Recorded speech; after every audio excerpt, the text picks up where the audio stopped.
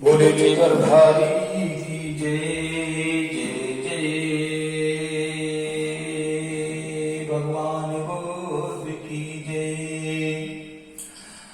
भगवान बुद्ध की कथा प्रारंभ होने से पहले हम सबसे पहले उस समय ऐतिहासिक स्थिति को समझते हैं।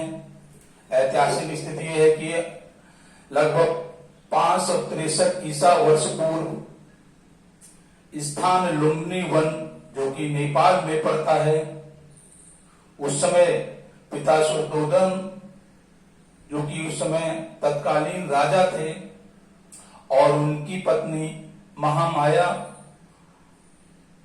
उनसे जन्म हुआ भगवान बुद्ध का। लेकिन उससे पहले वहां की स्थिति क्या थी, आइए हम इसको समझते हैं दोहा के माध्यम से। ईसा से 600 वर्ष पूर्व, ईसा से 600 वर्ष पूर्व भारत के माने जाते थे 3 भाग, उत्तरापथ, दक्षिणापथ और कामद देश का नाम। यानी कि भगवान बुद्ध के जन्म से पहले जब राजा शुद्धोदन हुआ करते थे, उस समय यानी कि ईसा मसीह के लगभग 563 वर्ष पूर्व यानी लगभग 600 वर्ष पूर्व हमारा जो भारतवर्ष था, वो भारतवर्ष 3 भागों में बटा हुआ था। उत्तराखंड यानी कि उत्तर दिशा की ओर का क्षेत्र, दक्षिणाखंड यानी कि दक्षिण दिशा की ओर का क्षेत्र, और मध्य देश यानी मध्य जो भारत का देश है, इस तरह से 3 क्षेत्रों में बटा हुआ था। उसमें क्या था सुनिए। वैदिक आर्यों का काल था, होते थे अत्याचार अनाचार, धर्म यज्ञ करवाद बर्बाद करते थे जान माल। ये सबसे बड़ी समस्या थी उस समय। यानी कि लगभग 600 वर्ष पूर्व, ईसा मसीह से लगभग 600 वर्ष पूर्व वैदिक रीति की मानने वाले आर्य लोगों का भी समय था। वो अपने समय में अत्याचार अनाचार फैलाए हुए थे। अत्याचार अनाचार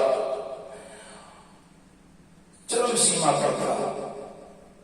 उन अत्याचार अनाचार में क्या था कि धर्म के नाम पर वो यज्ञ करवाते थे और यज्ञ में वो अपने स्वार्थ के लिए जान माल की बर्बादी करते थे। जान का मतलब है यज्ञ के नाम पर बलि इत्यादि, जानवरों की बलि इत्यादि, और तमाम तरह के जो नेचुरल रिसोर्सेस थे उनकी हानि हुआ करती थी और आम जनता उससे ग्रसित थी, परेशान थी, पीड़ित थी। भगवान बुद्ध का भारत भूमि पर हुआ इसी समय जन्म, भारत की सामाजिक और राजनीति पर हुआ मनन। कथावाचक कहता कि भगवान बुद्ध का भारत भूमि पर इसी कारण यानी कि ईसा मसीह से लगभग 563 वर्ष पूर्व जन्म हुआ। प्रकृति ने एक महामानव का जन्म किया।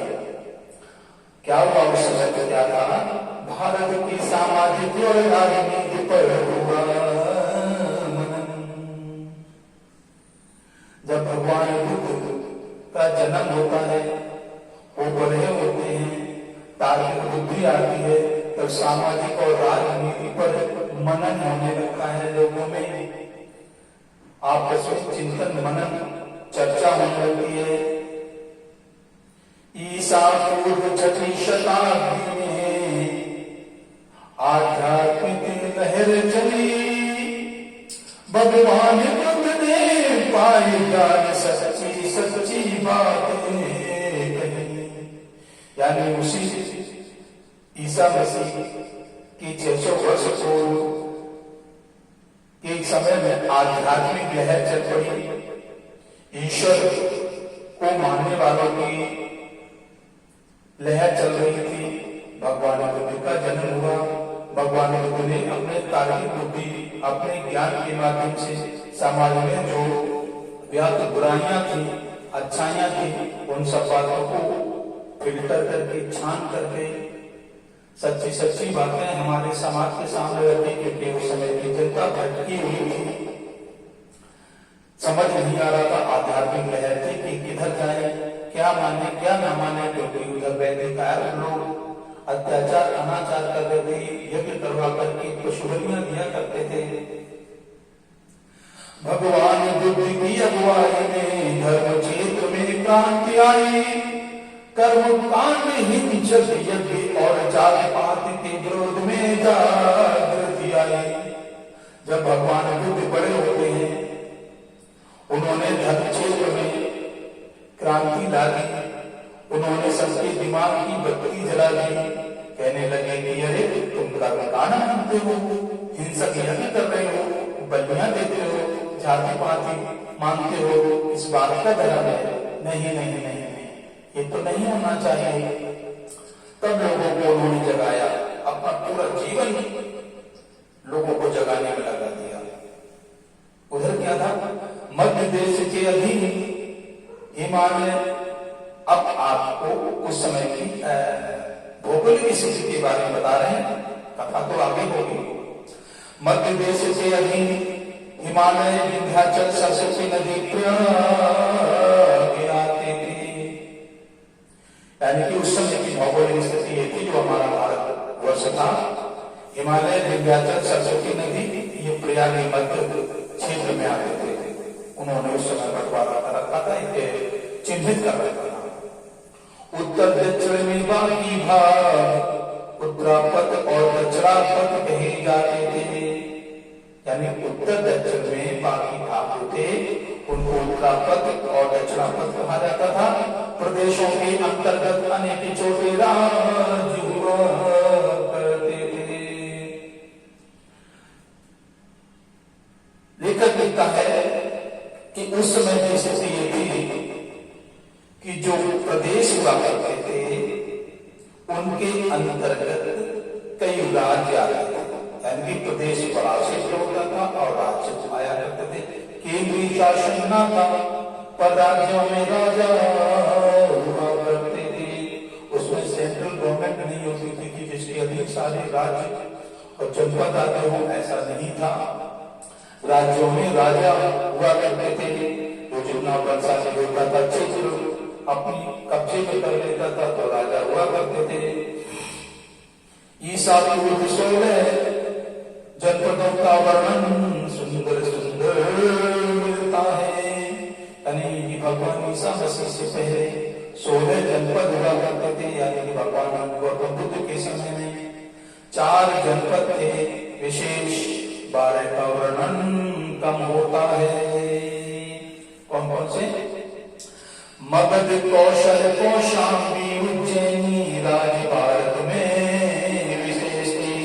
मगध राज, कौशल राज, कौशाम्बी, उज्जैनी ये राज्य भारत में विशेष थे। अंग, काशी, बज्र, कुशीनगर, पावान, चेदी, कुरु, पंचाल, मत्स्य, सूरसेन, नश्यत, कम्बोज छोटे राज थे। ये भौगोलिक स्थिति बना रखी थी, चिन्हित कर रखी थी। समय की राजा रजवाड़ों ने मगध के राजा बिंबिसार और राजगृह राजधानी रहती थी।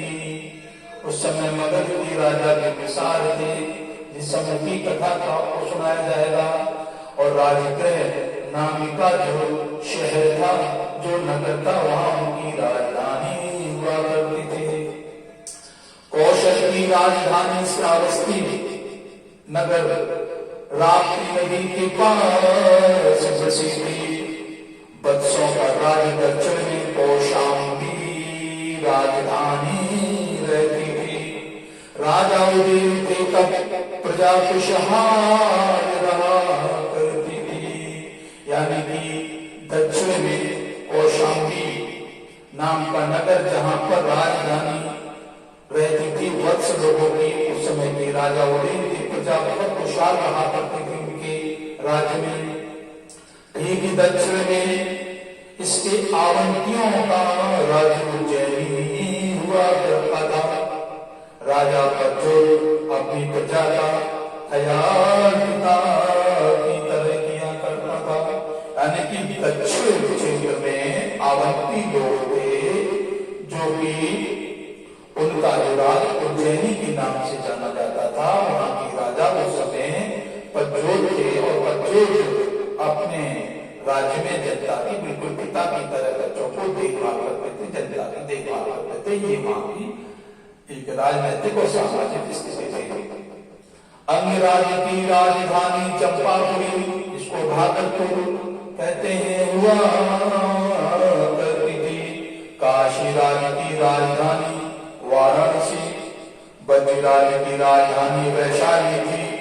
कुशीनगर और पावा के मल्ल राज्य गोरखपुर और देवरिया थे।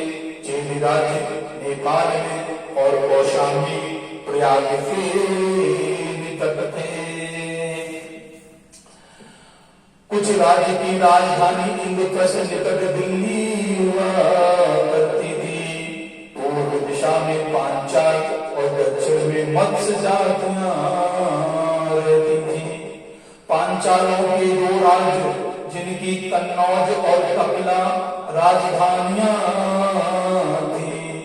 कुरु राज्य अलवर, जयपुर, भरतपुर तथा यमुना नदी के पश्चिमी थी। सूरसेनों के राज्य की राजधानी मथुरा नगरी और आस-पास थी। अशोक राज्य की राजधानी पोतन गोदावरी नदी किनारे थी। गांधार राज्य की राजधानी तक्षशिला शिक्षा के लिए प्रसिद्ध हुआ करती थी। देश विदेश के छात्र छात्राएं पढ़ने के लिए आया करती थी। कम्बोज राज्य की राजधानी द्वारिका, जो गुजरात हुआ करती थी। नर नारी संपूर्ण प्रजा श्रमण वामन जातियां खुश रहा करती थी। तो इस तरह से ईसा मसीह से 600 वर्ष पूर्व भारतवर्ष की इस तरह से भौगोलिक स्थिति चिन्हित थी। हमारे राजा महाराजा लोगों ने चिन्हित कर रखी थी। तो इस तरह से पृष्ठभूमि कथा की मैंने आपको बताई है। इस तरह से धीरे धीरे प्रतिदिन वीडियो में आपको भगवान बुद्ध की कथा, उनका जन्म, उनकी शिक्षा, उनका राज्यकाल और उनका संन्यास को आपको बताया जाएगा। उनकी शिक्षाएं आपको बताई जाएंगी। तब तक के लिए बोले जीवनधारी की जय, बोले भगवान बुद्ध की जय। चैनल को सब्सक्राइब करें, लाइक करें और कमेंट करें। बोले भगवान बुद्ध।